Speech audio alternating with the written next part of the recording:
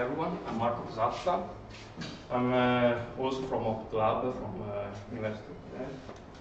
And in my talk, I will show you some code, some Python code of a particular tool that is called Pyomo. That in case you are interested in doing some optimization, mathematical programming, you could use to solve optimization problems. But before showing some code, I want to just say why Python and why this particular tool that I will show. And well, from the previous presentation, you should have already got that solving optimization problem is not a trivial task.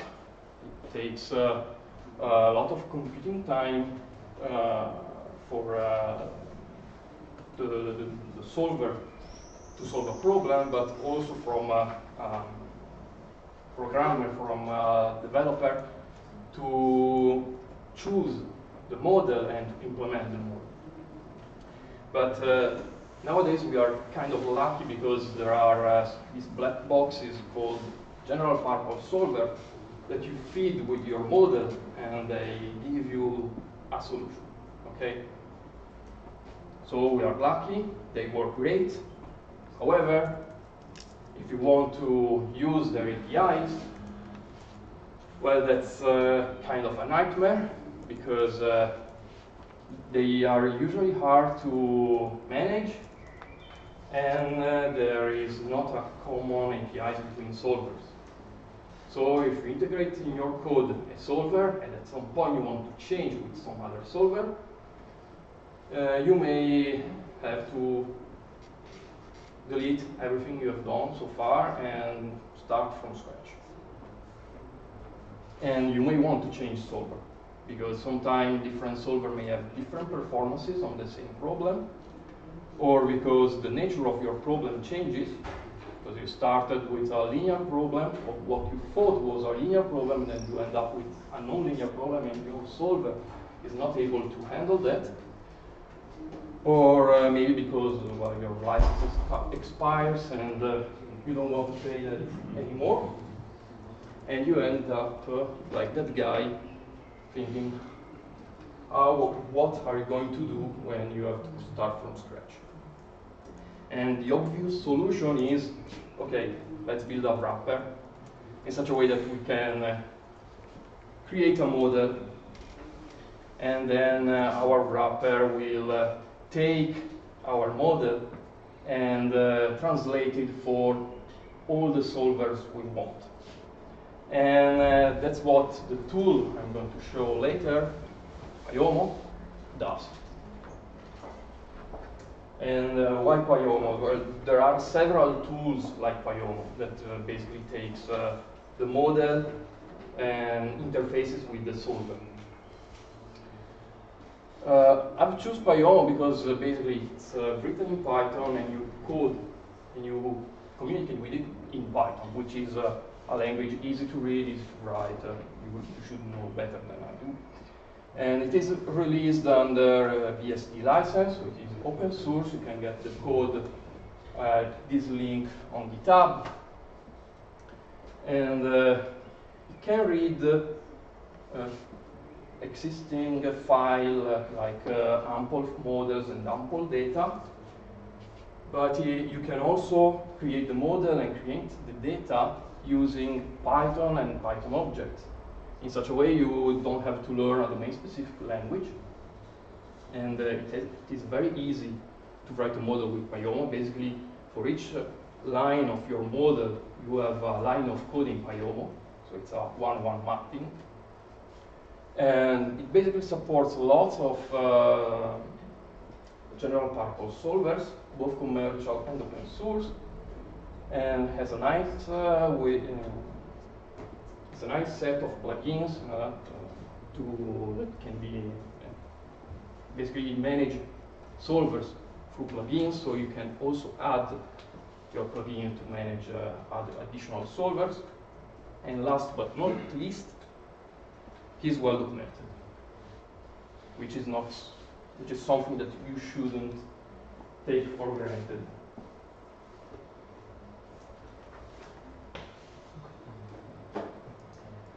And now,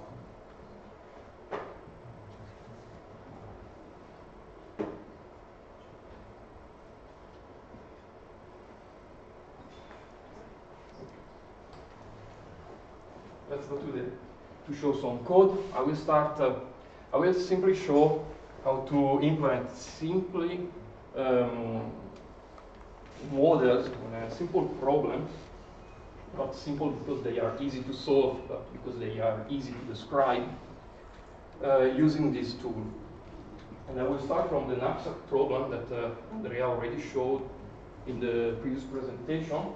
That, just to recall it, is the problem where you are given a set of items, and for each item you know the profit that you get when you include this item in the knapsack, and you have also the capacity of each item, and you want to maximize the profit without exceeding the capacity of the knapsack. And basically, when you want to model, when you want to solve an optimization problem with mathematical programming methodologies, the first thing you have to do is divide what is data, what is a variable, a decision variable, what is your objective function, and what is a constraint. And this model is what we are going to implement with Pyomo. The first thing of Pyomo is that you always have to create an abstract model that is basically a container for all the elements of your model, data, variables, and so on. Then you pass to defining all the elements, starting, for example, from the set of the items, for which in this case I've generated 10 items. And with Pyomo, you just pass data as Python object. With other framework and other libraries, you have to build ad hoc data frame. But with Pyomo, you can do that, but you can also simplify everything by just simply a list of elements to create a set. To initialize parameters, you basically have three different ways. You either pass an object or the value, like I did with what is the capacity parameter Q of my model, or you can call a function that returns a dictionary, having a key for each element of the set and a value for the corresponding value of the parameter, or simply call a function that for each index, for a given index, returns the value of the parameter. And I think this is much more simpler than with simplex in general. In this case, since the decision variable is whether to include or not an item inside of the knapsack, we have binary variables, and when you create a variable in Pyomo, you have always to declare its domain, basically.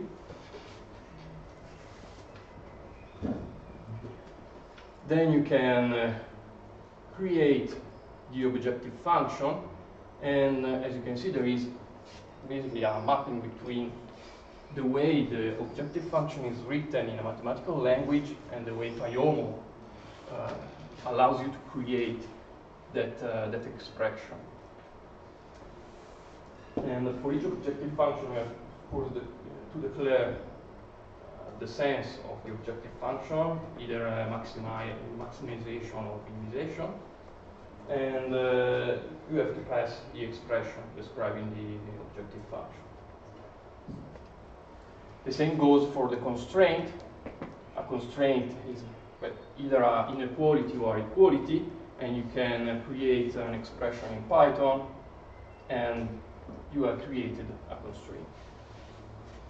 Once you have built the abstract model, you can print a summary of the problem, of the model you have built so far, But as you can see, the output of our print is that all the elements of our problem are not constructed. That means that even if we pass the object and the function to the constructor of each element of our model, those are still not have been included in our model, which still is abstract. And a model is constructed with the data only when we basically call the create instance. And when we call this method, basically we merge the model and the data together. And this is important if the function retrieving the data are require high computational effort, for example. But still, no value has been assigned to our variables, and no value can be computed from the objective function. So right now we have the model, we have the data, we've merged together, and we can call a solver to solve the overall optimization problem. And in this case, to call a solver, we just need one line and one string that is the name of the solver we want to use. In this case is GLPK, that is the GNU Linear Programming Kit. But if you want to pass to Cplex and you have a license, you just change to Cplex and it's done. If you don't want to exploit a particular feature of the solver, that's the only thing you have to do to change from one solver to another. So it's really easy to swap between one and another. You call the solving process and you get the result. And in the result you have some useful information like the value of the optimization, of the final solution that is retrieved by the solver, the status of the solver at the end of the optimization, and in this case saying that is optimal, so it doesn't exist a solution that is better than the one we have found, and the computing time. But instead of printing everything, this is also, again, if you print again the instance, now has been populated with the values of the variable of the solution retrieved by the solver, and you can see the objective function and the value of the constraint. But instead of printing all the results, you can access, of course, each part of the result, whether the objective function or the items that have been selected into the solution.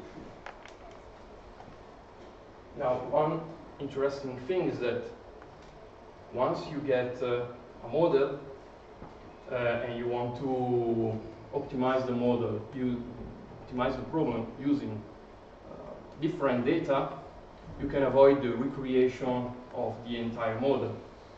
For example, at the beginning, I've created one variable that is one parameter that was the capacity of the knapsack as mutable, in such a way that such parameter can be modified after the optimization in order to perform a parametric analysis. And in such a way, we can create a set of values for which we want the result, solve the optimization process for each value of the parameter that is the capacity, and finally plot how the value of our knapsack increases when the capacity increases too. And that is what is called a parametric analysis.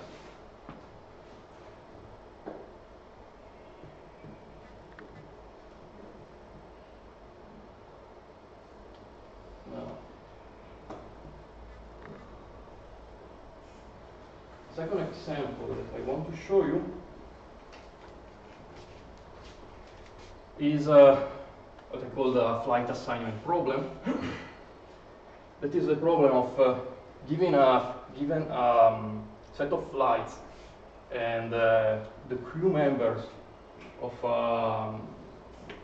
company, an airline company, is the problem of create a wiki plan when crew members are assigned to flights. And for each flight, we have to assign at least a pilot and co-pilot.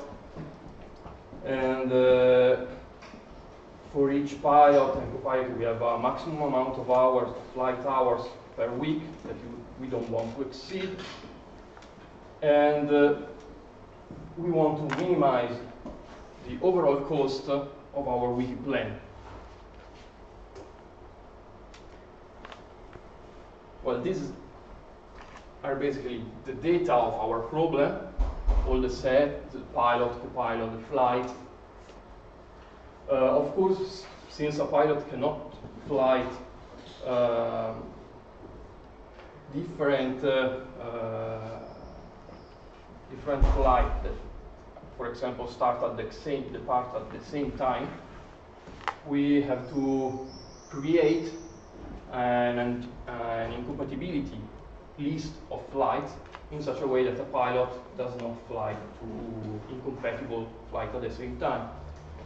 Then we have the traveling cost for each pilot and an overall amount of flight hours that the pilot can do per week.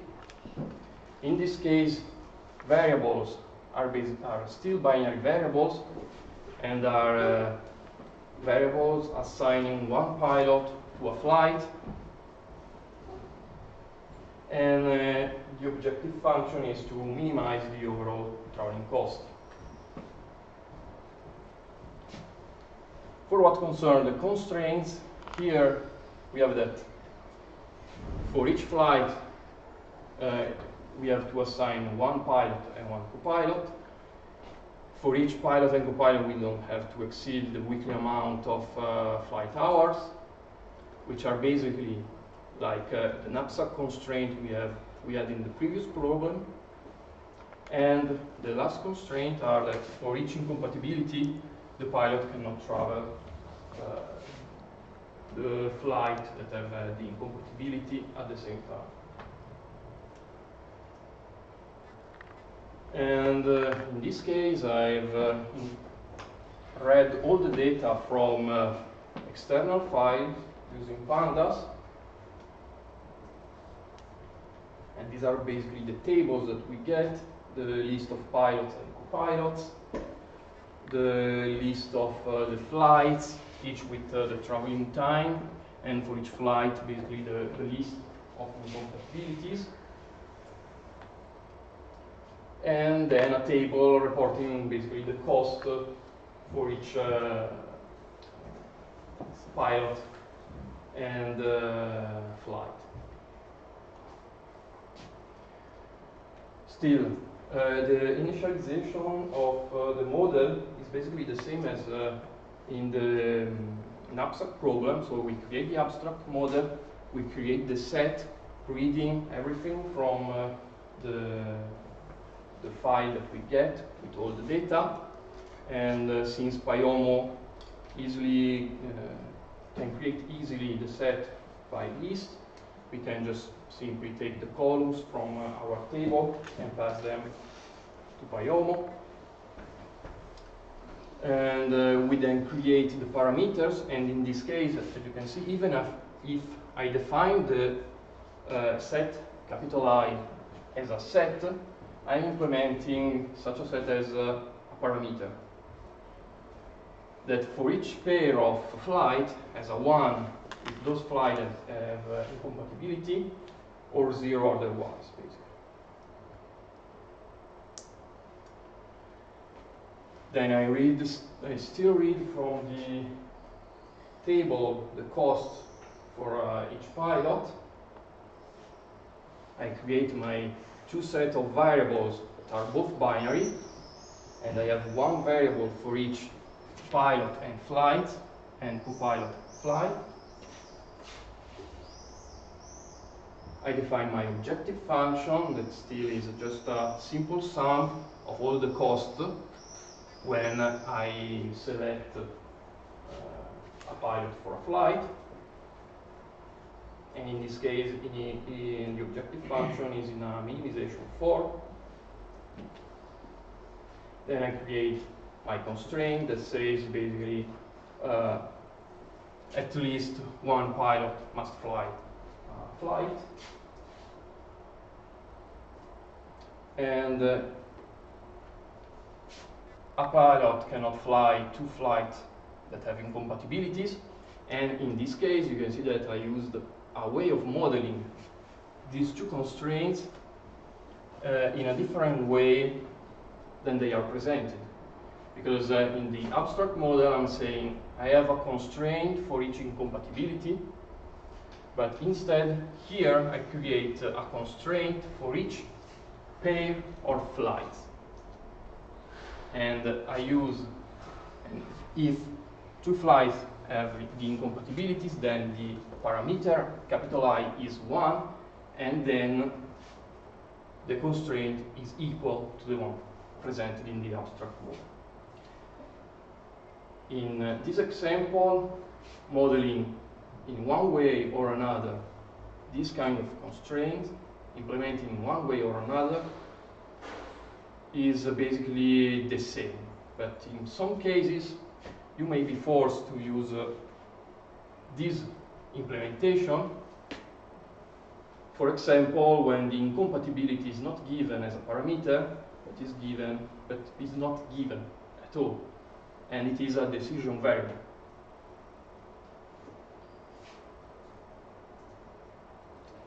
The last constraints are basically the knapsack constraint that we saw in the previous implementation, saying that the flight time of a pilot must not exceed a weekly amount. And we can solve the problem and retrieve the weekly plan cost. We can print some statistics, of course, and create the table that for each flight gives the pilots and co-pilot. But sometimes there are disruptive events that make our plan infeasible, like a strike. So we made our plan, but some pilot goes on strike, and then we cannot cover anymore those flights having those pilots. And if we know which pilots are on strike, we can use the previous model to re-optimize considering such a new information. And we can avoid the recreation of the entire model. We can take the previous model and fix the decision variable based on the information that we have learned. So for each pilot and co-pilot that is on strike, we can set the corresponding variables to 0. In such a way, when the optimization process takes place, the solver will not give any other value to those variables. So we are sure that after the re-optimization, those pilots will not be assigned to any flight. But we can do also something more, that is to fix the previous plan. That is basically saying the pilots that are not on strike will keep their old flights. Maybe they have already a plan prepared, and we keep the old plan plus cover the flights that are not covered anymore. After we fix those variables, we optimize again the problem. We get a cost that now is slightly more than before, and we get the updated table, which shouldn't have any of the pilot on strike, basically.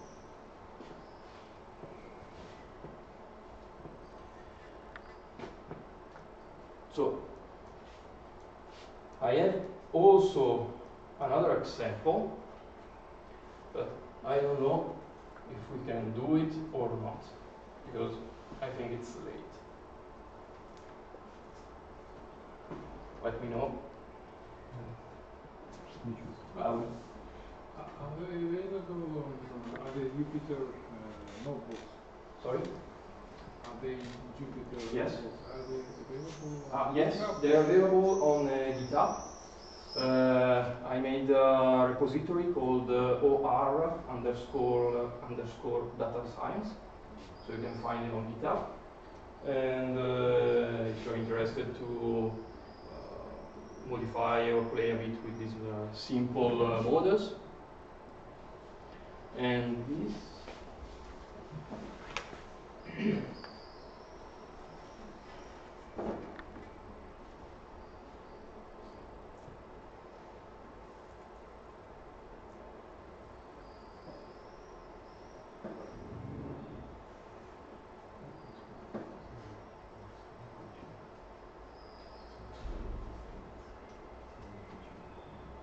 Okay, this is the last example.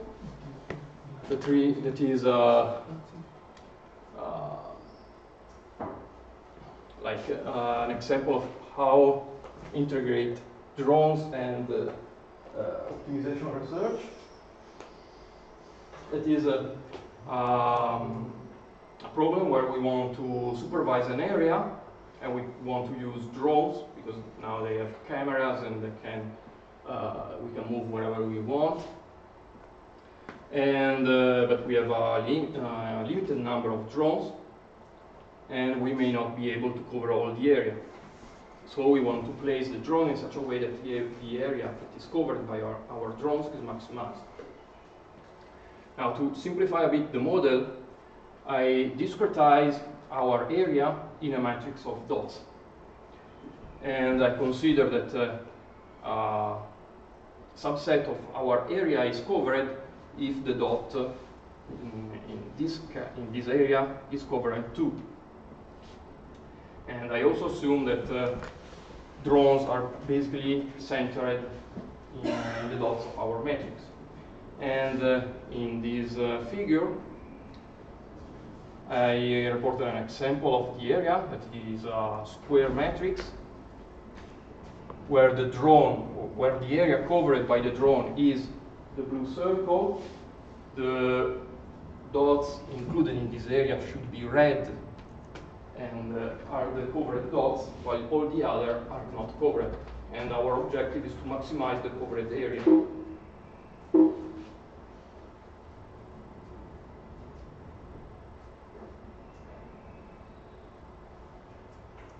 Okay.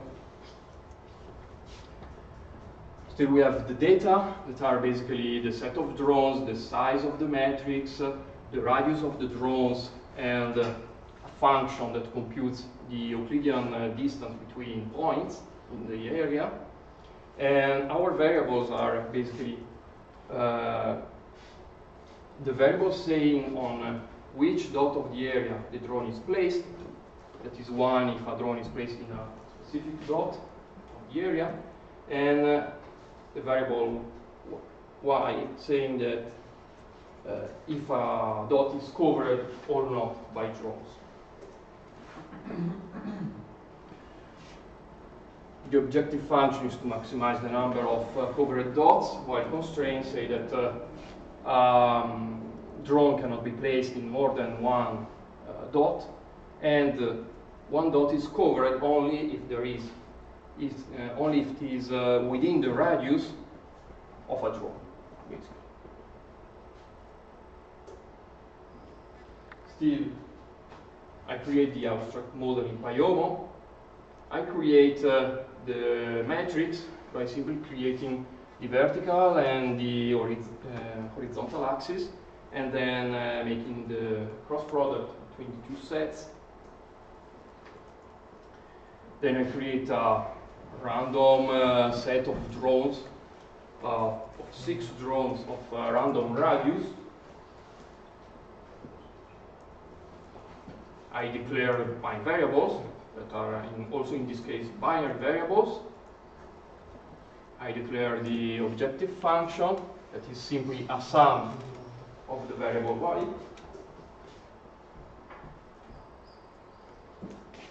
This constraint is simply saying that a drone can be placed in at most one dot, while these constraints say that you can set a variable y to 1, saying that this dot is covered only if only if you place a drone that covers that dot.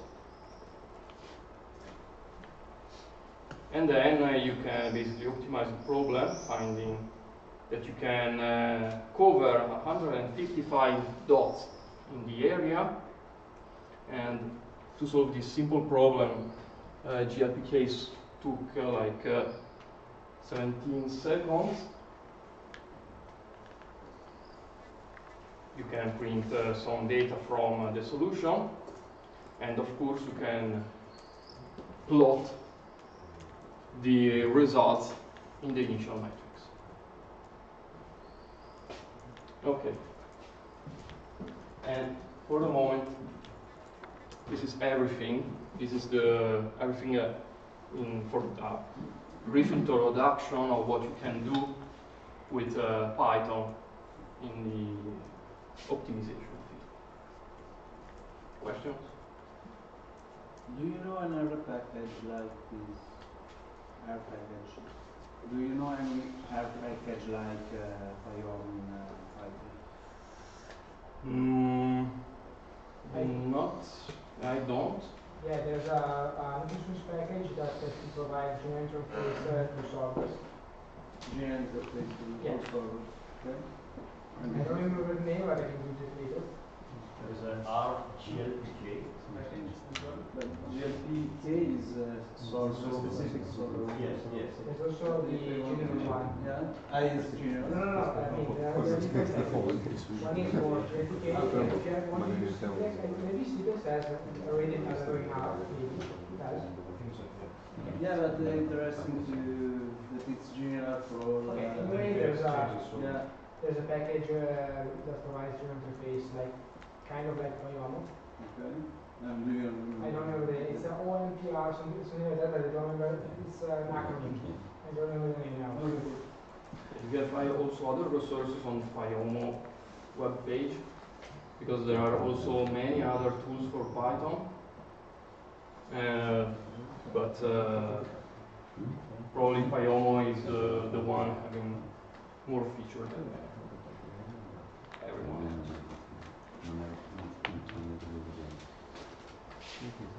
Okay, guys, thank you very much to our speakers. Hope you enjoyed.